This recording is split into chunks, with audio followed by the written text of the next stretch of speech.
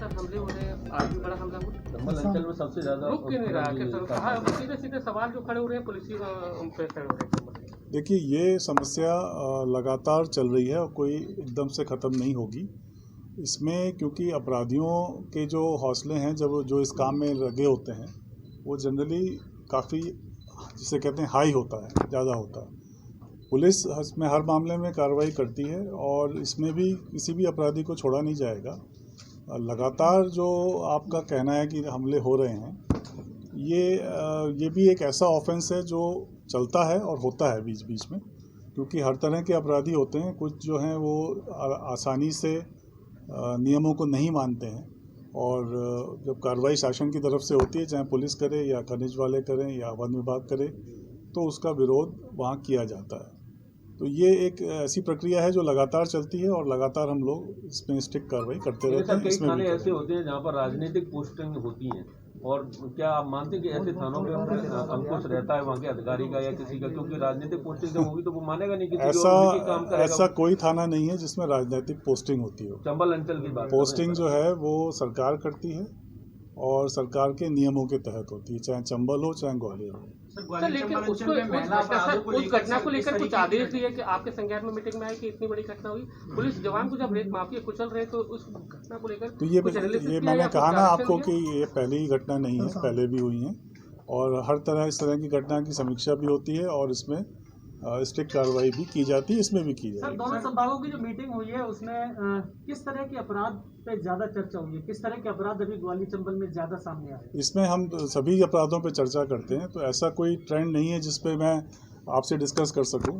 ये सभी मदों पे डिस्कस अपराधों का ट्रेंड आया था पिछली समीक्षा बैठक में आया था कि जो नाबालिग बच्चियां बेला फुसला के ले जाने वाले मामले ग्वालियर अंचल में सबसे ज्यादा बड़े थे जी, उनका इजाफा हुआ था। तो आप ये जान लीजिए, ये बिल्कुल इसकी भी समीक्षा हुई है, और ये भी आप जान लीजिए कि ग्वालियर जोन ने उनकी बच्चियों को रिकवर करने में सबसे अच्छा काम किया है। तो वो लगातार कार्रवाई पुलिस की चलती है, इसीलिए ये समीक्षा की जाती है। बढ़ रहा है साइबर क्राइम और नशा। Cyber crime definitely in general सभी जगह बढ़ा है, अपने प्रदेश में भी वही हालत है, और इसके लिए जो हमारा साइबर विंग है पुलिस का, उसको काफ़ी स्ट्रेंथन किया गया है। ग्वालियर में भी उसकी एक ब्रांच है, और इसमें कंप्लेंट्स को लेके जो कार्रवाई होती है उसमें हमारे पास साइबर लैब बहुत अच्छी है, उसमें अच्छी कार्रवाई भी हो रही है। लेकिन ये एक जनरल ट्रेंड है जो पूरे देश में है, साइबर क्राइम के बढ़ने का, और इसका काउंटर करने के लिए जो तरीके हैं वो हम लोग लगातार कर रहे हैं। सर, मध्य प्रदेश में देखा जाए तो मॉब लिंचिंग की घटनाएं बहुत तेजी से बढ़ी हैं, आखिर किस नेचर का मॉब लिंचिंग आप किसको कहते हैं, पहले ये बताइए मेरे। मॉब लिंचिंग जिस तरह से जो घटनाएं आप नीमच की देख लीजिए, उज्जैन की वाली जो घटना, मॉब लिंचिंग जो है वो होता है भीड़ किसी व्यक्ति को कूट के मार दे, उसको मॉब लिंचिंग कहते हैं। ऐसी कोई घटना मध्य प्रदेश में नहीं हुई है। सर, जिस तरीके से इंदौर में कुछ लोग पकड़े जिनका आतंकी संगठन से वास्ता रहा है, अब आगे किस तरह की रणनीति बनाई जाएगी ताकि इस तरह के लोग जो मध्य प्रदेश में पनाह ना ले पाए? अब इस रणनीति के बारे में मैं यहाँ चर्चा तो नहीं कर सकता हूँ, ये आप भी समझते हैं, पर रणनीति बनाई गई है और उस पर कार्रवाई की जाएगी। काफी समय से ये हम लोग भी मानते हैं, शासन से भी हमारा निवेदन है, इसमें भी हम लगातार प्रयासरत हैं कि इंदौर भोपाल के बाद यहाँ भी वो लैब बने। सर, एक सवाल आपसे जानना चाह रहे हैं कि पुलिस क्या फ्री होकर काम कर पा रही है? मुझे तो ऐसी कोई समस्या नहीं लगती, बिल्कुल। हम तो, क्योंकि हमारा काम तो कानून के दायरे में होता है, तो पुलिस बिल्कुल फ्री होकर काम कर रही है। सर, पूरे प्रदेश के लिए कोई नई रणनीति आपने बनाई अपराधों को रोकने के लिए या पुराने अपराधियों को पकड़ने के लिए? रणनीति लगातार बनती है, रणनीति लगातार बदलती रहती है, तो ऐसे में कोई स्पेसिफिक मैं बताना मेरे लिए संभव नहीं है। जिस सेक्टर का क्राइम बढ़ता है उसके लिए रणनीति उस वक्त बनाई जाती है, जिस प्रकार का क्राइम बढ़ता है उस प्रकार के क्राइम के लिए नई रणनीति बनती है। सर, जिस तरह से चंबल अंचल में डकैत पूरी तरह से लगभग खत्म हो गए हैं, लेकिन उसका अभी तक जो धारा है वो अभी भी प्रभावी है, और उसको लेकर कई बार लोगों के साथ उसका मिसयूज हो जाता है, तो उसको लेकर कुछ मिसयूज की अगर कोई घटना होती है तो उसका पूरा निर्धारित प्रक्रिया है विभाग की भी और सरकार की तरफ से भी, उसको पूरा समीक्षा करके उस पर कार्रवाई करके उसको ठीक करते हैं। वो डकैती उन्मूलन जो पुरानी अपनी डकैती की समस्या थी वो अब लगभग नहीं के बराबर है, ये बात सही है, लेकिन अभी भी कुछ कहीं छोटा सा आपराधिक गतिविधि इस टाइप की होती है, जिसकी वजह से ये एक्ट अभी चलते रहना जरूरी है।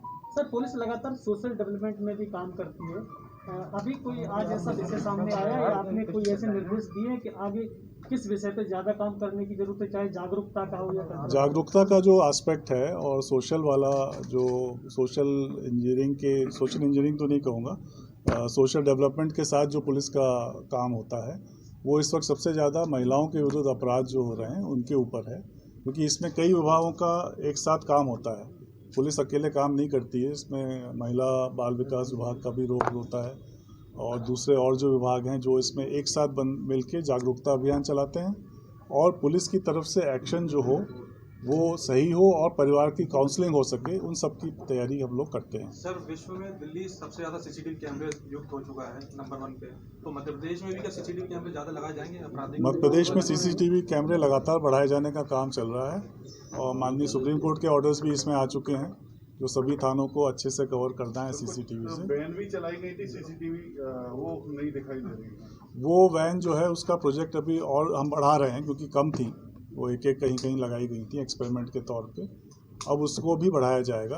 और पहला काम, क्योंकि ऑलरेडी सुप्रीम कोर्ट के डायरेक्शन से पहले सभी थानों को सीसीटीवी से पूरी तरह से लैस करना है और शहर में जो सीसीटीवी लगने हैं वो अलग हैं, वो स्मार्ट सिटी में लगते हैं, कुछ पुलिस के लगते हैं, उनका भी रिनोवेशन का काम अब चल रहा है। सर, आप संतुष्ट नजर आए आज की बैठक के, मतलब जो जिले थे जहाँ की स्थिति को देखकर क्या देखिए, मतलब क्या लेके जाए आप? डेवलपमेंट नजर आए कुछ सोचा हो, कुछ या कहा हो कुछ कि लगा ये आपको जरूरी कि है नहीं काम अभी करना? जरूरत है और कुछ करना? मैं एक चीज़ आपको बता दूं, पुलिस का काम हमारा ऐसा है कि हम कभी संतुष्ट होकर बैठ जाएंगे तो गड़बड़ हो जाएगी, तो हम संतुष्ट नहीं होते, हम लगातार उसको इम्प्रूव करने की कोशिश करते हैं। उसी पे आज डिस्कशन काफ़ी हुआ है और मैं इस बारे में काफ़ी सेटिस्फाइड हूँ कि यहाँ जो ऑफिसर्स हैं वो इस तरफ सजग हैं और काम करने की पूरी लगन से कोशिश हो रही है। सर, महाराष्ट्र में कुछ तस्कर पकड़े गए थे स्मैक वगैरह के, तो उसका का जो क्राइम की समीक्षा और लॉ एंड ऑर्डर की स्थिति, इन सब पे बातें जो होती हैं पुलिस की, ये वो वाली मीटिंग थी। ग्वालियर में मैं पहली बार आ पाया हूँ एज डीजी, लेकिन ये मीटिंग हमारी रेगुलर है। जनरली हम हर 3 महीने पे समीक्षा करते हैं। अभी तक कोरोना की वजह से ये वीडियो कॉन्फ्रेंसिंग के जरिए हो रही थी। इस महीने थोड़ा ऐसा चांस था कि कुछ मीटिंग फिजिकल अब हो सकती हैं, तो इसलिए ये मीटिंग यहाँ पे की गई थी। इसमें दोनों चंबल जोन और ग्वालियर जोन के सभी एसपी साहब थे और आईजी साहब और डीआईजी साहब थे। इनसे बैठ के जो अपराधों की स्थिति पे चर्चा, आने वाले समय में हमें किस तरह से अपराधों पे नियंत्रण रखना है उसके बारे में किए गए प्रयासों की समीक्षा और जो अच्छी प्रैक्टिस कुछ जिन्होंने की है उसको आपस में एक्सचेंज होता है इन मीटिंग्स में और आगे की रणनीति एक तय की जाती है, तो उस पे ही चर्चा हुई है। सर, आज मुरैना में एक एसएफ के जवान को रेत माफिया ने कुचल दिया। कहा जाता है कि वो जो सिविल थाना है वहाँ पर एक मंडी भी लग रही है।